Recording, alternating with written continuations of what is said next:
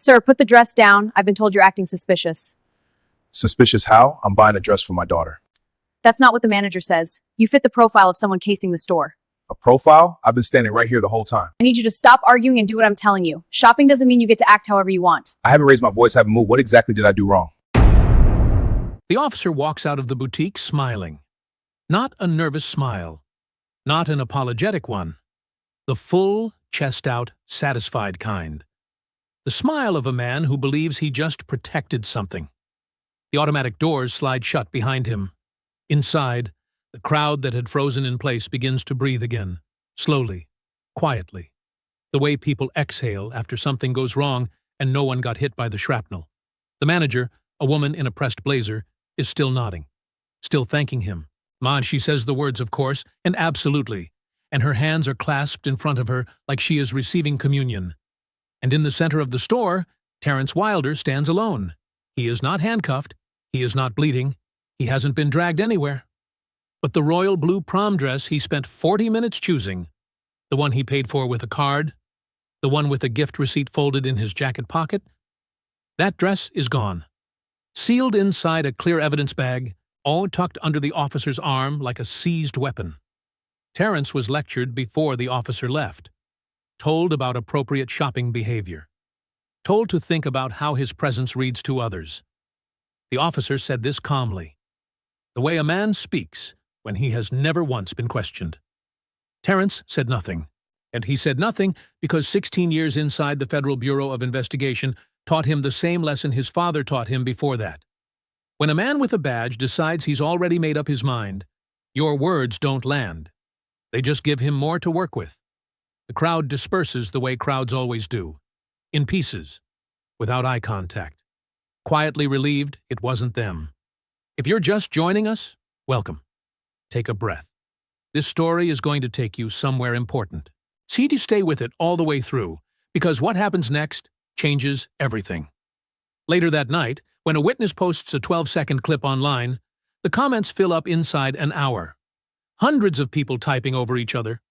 Hundreds of opinions forming before the video even finishes playing. And somewhere near the top of that thread, one comment gets more likes than all the rest. At least, he wasn't arrested. That is what passes for relief. That is what passes for a good ending.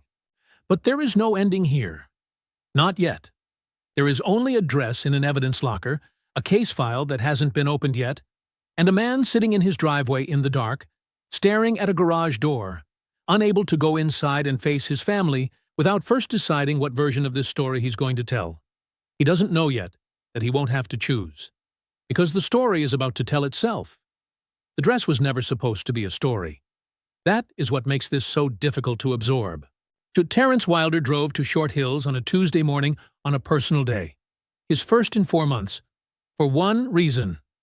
His daughter's prom was 8 weeks away, and the good selections disappear fast in boutiques like this.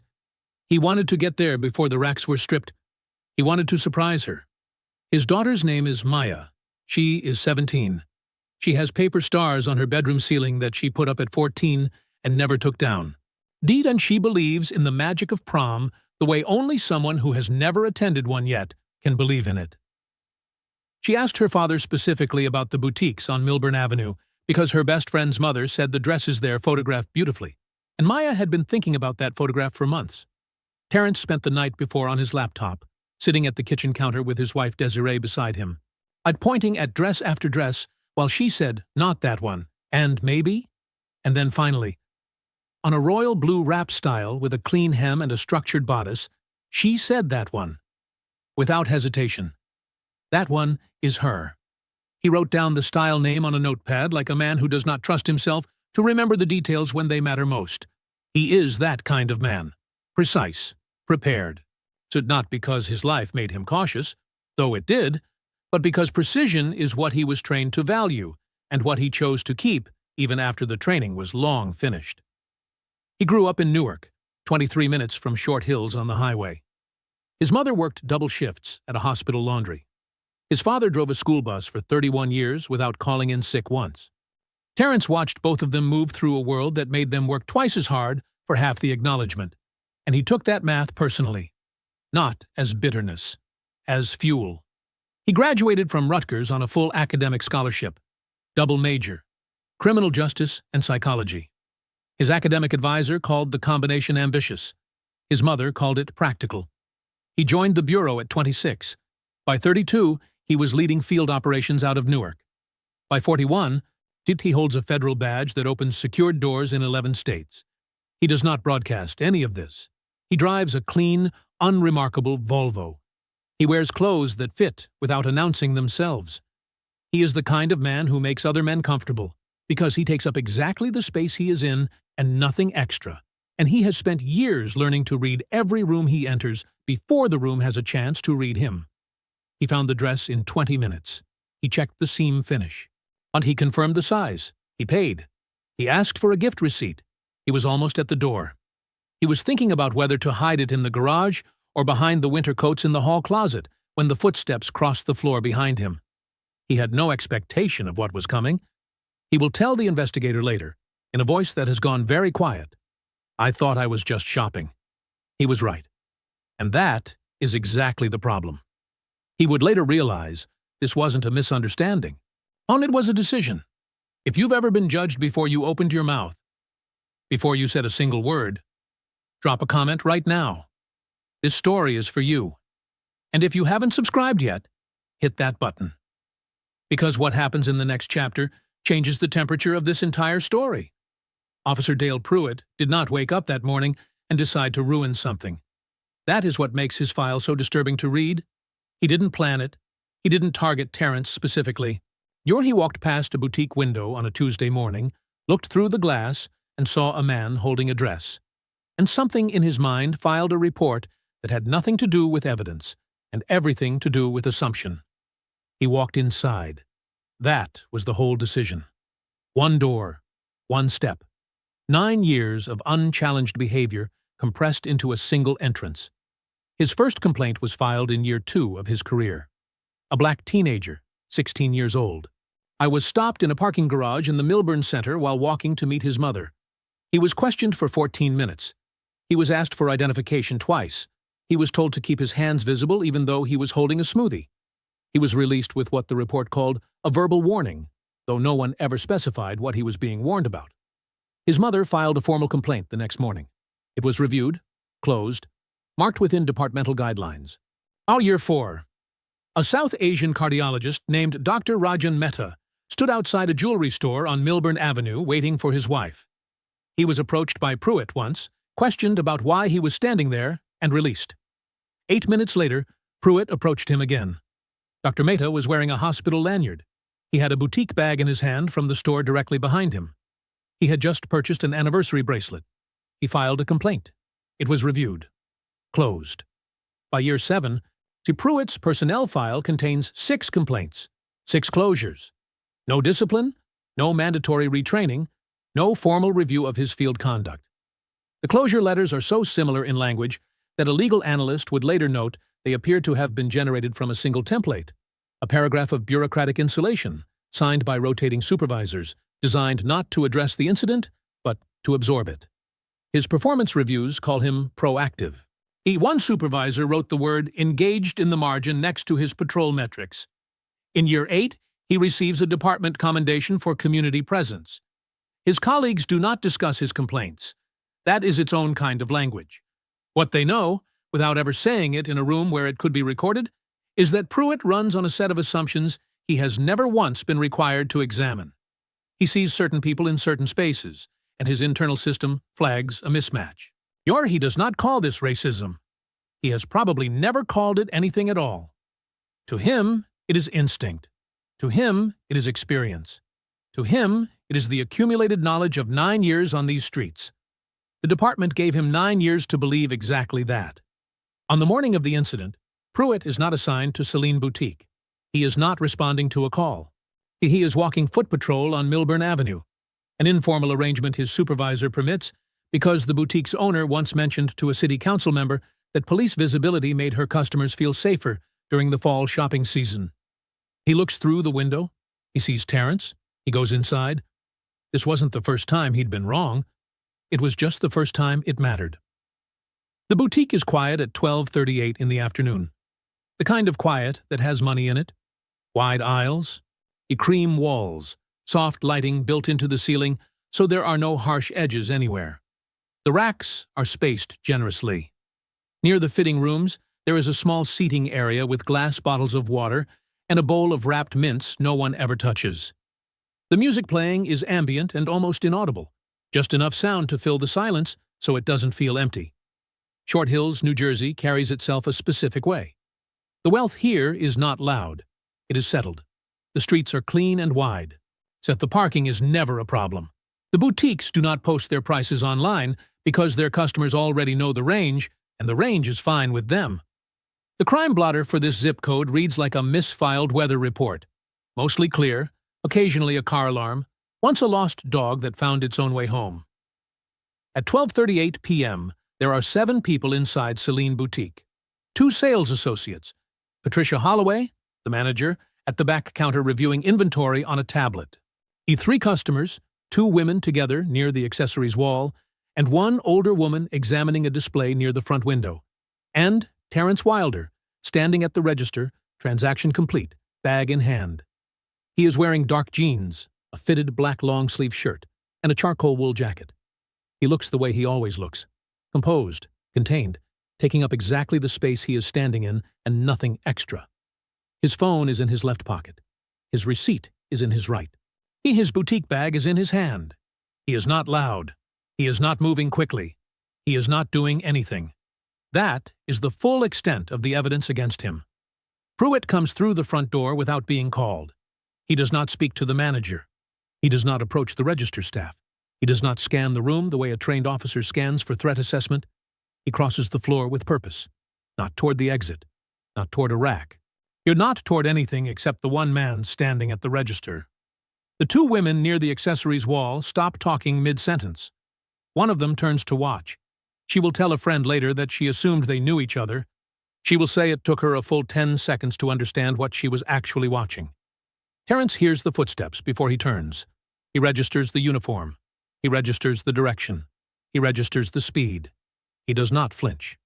He keeps his hands exactly where they are. Visible. Still. Low. The way the Bureau trained him. The way his father told him long before any Bureau ever had the chance. He turns around slowly. He looks at the officer. The officer looks back. And the first words out of that officer's mouth are not a question. I'm going to need to see what's in that bag. Not excuse me, not sir, not a question at all. A directive, flat, immediate. I delivered with the particular ease of a man who has never once been asked to explain his opening move. Terrence holds eye contact. His voice, when it comes, is so controlled it sounds almost rehearsed, except it isn't rehearsed. It is just what discipline looks like when it has been practiced long enough to become automatic. I just purchased this. I have a receipt in my pocket. I'd still like to see the bag.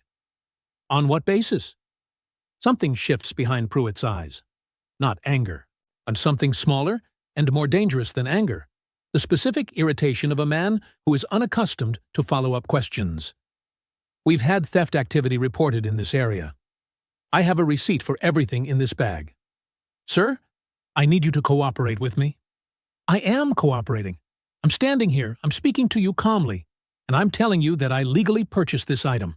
I'm asking you on what legal basis you're demanding to search my property. One of the sales associates near the register takes a half-step backward. Patricia Holloway has come out from behind the back counter. She is standing near the entrance to the fitting room hallway now, arms crossed, hands gripping her own elbows, saying absolutely nothing. The 2 women who had stopped talking near the accessories wall are no longer pretending to shop. They are watching. The older woman near the front window has turned around.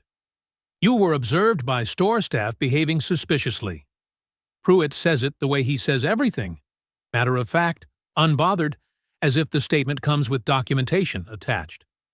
Which staff member? Terrence turns slightly, keeps his voice steady and clear, makes sure everyone in the room can hear the question. I'd like that person to step forward and say that directly. Silence. No staff member steps forward. No one moves. So because no one flagged Terrence. Not one person pressed a button, pulled a manager aside, or sent a text. There was no complaint. There was no suspicious behavior. There was only a window, a man standing on the other side of it, and an officer who decided the window told him enough. Pruitt steps closer. Open the bag. Terrence turns a full half rotation, deliberately, slowly, making sure his body language reads to every person in that room. My name is Terrence Wilder, and I entered this store at approximately 12:15 p.m.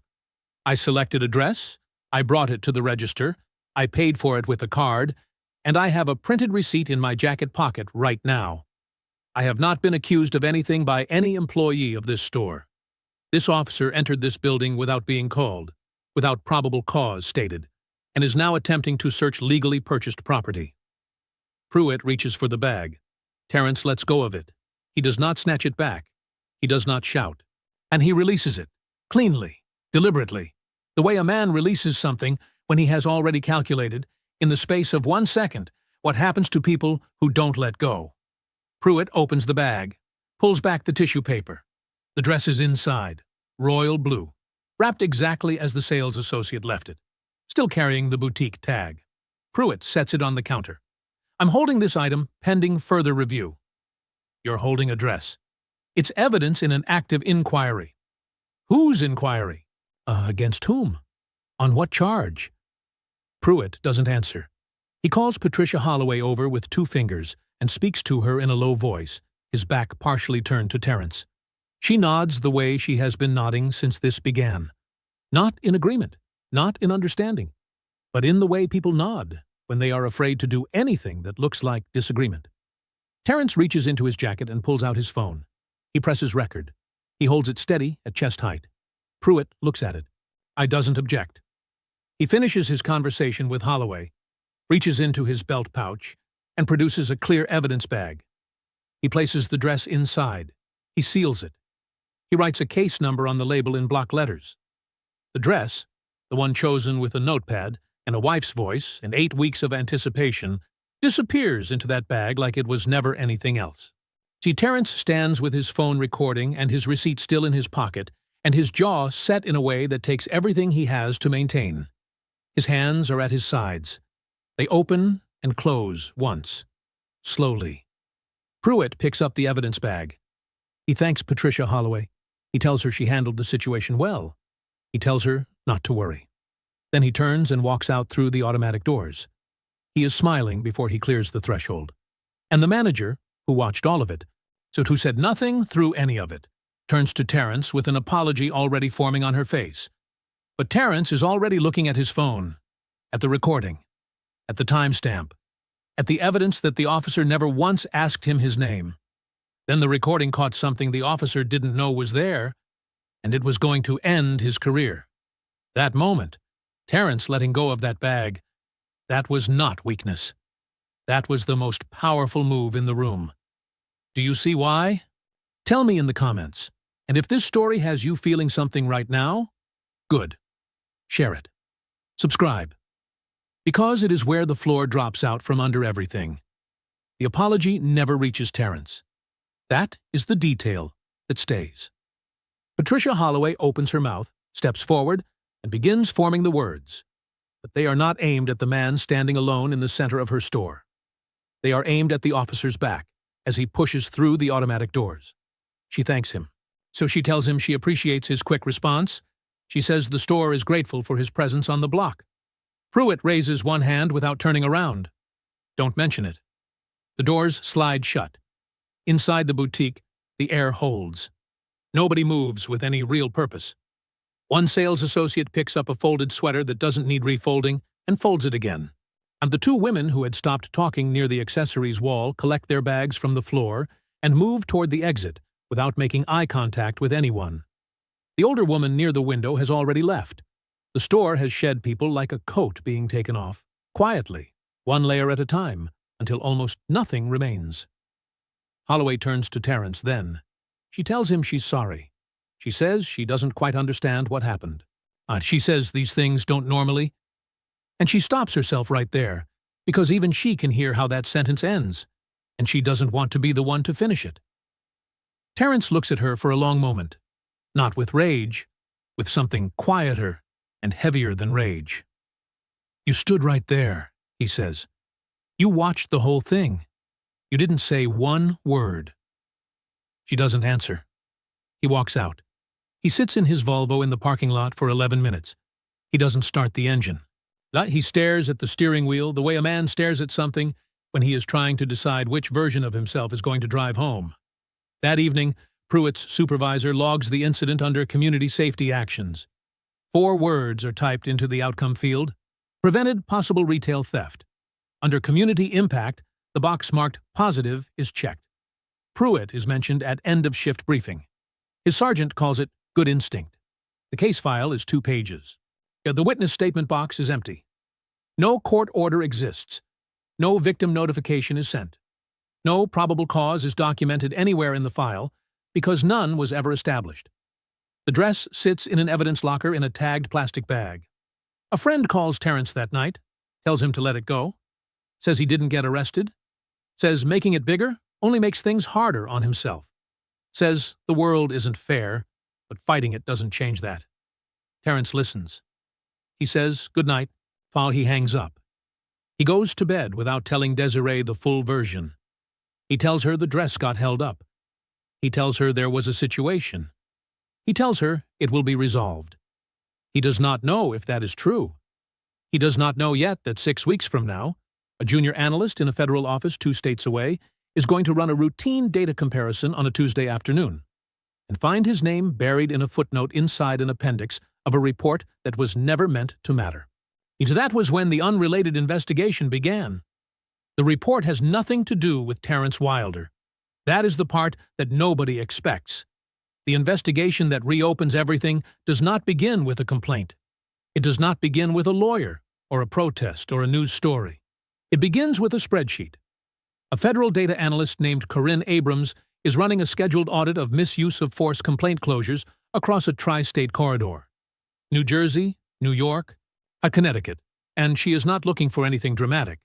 She is looking for statistical irregularities, patterns in the numbers that don't hold up when you set them side by side. She finds one inside an hour. 7 small and mid-sized New Jersey departments show complaint clearance rates that are statistically improbable. Not slightly elevated. Improbable. The kind of numbers that, in any other context, would trigger an immediate secondary review. Cases opened, cases closed, no findings, no discipline, across dozens of incidents and more than a decade of filings. The closure letters are nearly identical in language across all 7 departments. Same structure, same phrasing, same outcome. She flags it. Her supervisor reads it the same afternoon. The flag moves up the chain in 48 hours. 3 weeks later, a review team begins pulling individual incident files from the flagged departments. Pruitt's file comes up in week 2. 6 complaints. 6 closures.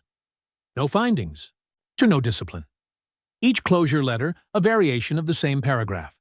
The team pulls his most recent incident, the one from October, the one filed under community safety actions, the one with the empty witness box. The evidence log attached to the file lists 1 item. Address, royal blue, size 6, boutique tag attached, stored in locker 7. No court order, no victim notification, no probable cause documentation. The name in the complainant field is Terrence Wilder. Except Terrence never filed a complaint. His name is there because Pruitt listed him as the subject of the incident, the person the action was taken against, and the form was filled out in a way that made it look like the store had initiated contact. The timestamps don't match. The narrative doesn't match the physical layout of the store. And the evidence item, the dress, has no legal basis for seizure anywhere in the documentation. Corinne Abrams cross-references the name out of habit, and she does it with every name in a flagged file. She types it in, she waits, she sits back. She types it again. Terrence Wilder, Special Agent, Federal Bureau of Investigation, Newark Field Office, active status, 16 years of service, no disciplinary history, current security clearance. She picks up her desk phone and calls her supervisor. He tells her to draft a sealed deposition request. He tells her not to discuss it outside that office until further notice. Pruitt is not called. Not yet. He goes home that night the same way he has gone home every night since October. Without consequence, without question, without a single reason to believe the file in Locker 7 is anything other than closed. It is not closed. The officer wasn't notified. Not yet. It starts with a parking lot conversation. Two officers talking low near their units before the morning shift. One of them mentions that Pruitt didn't show up for roll call. The other one shrugs. Punk says he heard it was a personal thing. Says these things happen. It is not a personal thing. By 9 a.m. that morning, Pruitt is on administrative leave. The department's public statement is released before noon. It says the leave is voluntary. It says it is unrelated to any active investigation. Both of those statements are false, and the people who wrote them know it. Pruitt's attorney releases a short statement 4 days later. It says his client has made the difficult personal decision to resign from the Short Hills Police Department to focus on his family and his well-being. It says the department wishes him the best. It says nothing about what came before the resignation, because what came before the resignation is a grand jury. The grand jury was convened quietly. Grand juries usually are. The investigators who pulled Pruitt's full file found more than the October incident. They found 3 of his 6 closed complaints contained documentation that was altered after initial submission. Not accidentally misfiled, altered. Witness accounts summarized in ways that reversed what the witnesses actually said. In one complaint from year 5, the complainant's name was misspelled in a specific way that would cause the record to return no results in a standard name search. It would only appear if you already knew what you were looking for and searched around the error. Someone knew that. Someone counted on no one looking hard enough. Pruitt's charges are filed on a Thursday. They are not minor. Falsifying official records, filing fraudulent police reports, federal civil rights violations under statute, the kind of charges that don't resolve with a fine. His supervisor, the sergeant who signed the October report, the one who typed prevented possible retail theft into the outcome field, is subpoenaed the following week. He arrives with his own attorney, and the internal commendation that was logged the night of the boutique incident is formally reversed. The reversal generates a second document. That second document is entered into evidence. The dress is released from the evidence locker. It comes back to Terrence by certified mail, 7 weeks after the incident, sealed in a fresh plastic bag. The boutique tissue paper inside is crumpled. The hem has a faint crease from how it was stored. The tag is still attached. Terrence is in a meeting when the DOJ liaison calls. He steps into the hallway. He listens without interrupting. He says thank you once at the end, and he means it. But he stays in that hallway a few minutes longer than he needs to. He stands under the fluorescent lights, and he thinks about the names he has read in those complaint files. The teenager in the parking garage, the cardiologist outside the jewelry store, and the others he doesn't know about yet. The ones whose names never made it into a federal database, whose complaints were closed and forgotten and never cross-referenced against anything because nobody was ever looking. Those people are not getting a phone call today. He stands in that hallway and he carries that. But accountability did not stop with him. The department's statement uses the word isolated 4 times. It is a carefully chosen word. Isolated means contained. Isolated means this was one officer, one situation, one outcome that does not reflect any larger pattern or institutional failure. Isolated means you do not need to look further. You do not need to ask more questions. You can close this window and go back to whatever you were doing before. The statement also announces the formation of a community trust task force. 7 members? 5 of them are current department employees. Terrence does not hold a press conference. But he issues one brief statement through the Bureau's Public Affairs Office, noting that he will not be commenting while federal proceedings are active. Then he goes back to work. He closes a case file in the morning. He runs a debrief in the afternoon. He drives home in his clean Volvo and pulls into his driveway and sits there for exactly as long as he needs to before going inside. But here is the part of this story that the task force statement never says out loud. Is Terrence Wilder got that phone call because of what was attached to his name? A badge number, a federal record, a clearance level that caused a flag to generate in a government database when an analyst typed in those 11 letters on a Tuesday afternoon in an office building 2 states away. The teenager from year 2 of Pruitt's career, the 16-year-old stopped in a parking garage for 14 minutes for no stated reason. He is now 24 years old. His mother filed a complaint. It was closed. He has not received any notification that the officer who stopped him is now facing federal charges. No one from the DOJ has called his mother. The cardiologist who was approached twice in 20 minutes outside a jewelry store he filed a complaint. It was closed. He moved his family to a different suburb the following year and does not talk about it much anymore. He has not been contacted by anyone from the review team. His name is not attached to the charges being filed. And they did not have the right combination of letters and numbers in the right database at the right moment. That is the machine exposed here. Not justice that flows from the harm itself. Justice that activates only when the harm lands on someone the system calculates it cannot afford to ignore. Everyone else waits. Everyone else absorbs it. Everyone else is told by a friend or a supervisor or a closure letter to let it go. The dress comes back on a Saturday morning. Terence steams the hem crease out carefully. He folds it in new tissue paper. He wraps it in fresh paper with a ribbon Desiree found in the craft drawer, and he puts it on the kitchen table. Maya comes downstairs in her socks. She sees the box. She looks at her father. She opens it slowly. She holds the dress against herself in front of the hallway mirror. She turns once. The fabric catches the light. "Dad," she says, "it's perfect." He watches her face. And he does not tell her about the evidence locker. He does not tell her about the 7 weeks. He does not tell her about the hallway outside his office where he stood holding a phone and thinking about the names that will never appear in any database at all. He smiles. He lets her have this moment clean. Justice only arrived because this case could not stay hidden. That comment is still out there somewhere, in a thread that has long gone quiet. On a post most people have already scrolled past and forgotten. The words are still sitting on a screen exactly where they were typed. At least he wasn't arrested. Read that again. Slowly. At least he wasn't arrested. That became the verdict. The bottom line. The moment the audience at home exhaled and decided the story had a good enough ending. A man walked into a store to buy his daughter a prom dress. He was stopped, interrogated, lectured, and had his legally purchased property seized without cause. And the consensus that formed around that story, the one that got the most likes, the most agreement, the most quiet relief, was that it could have been worse.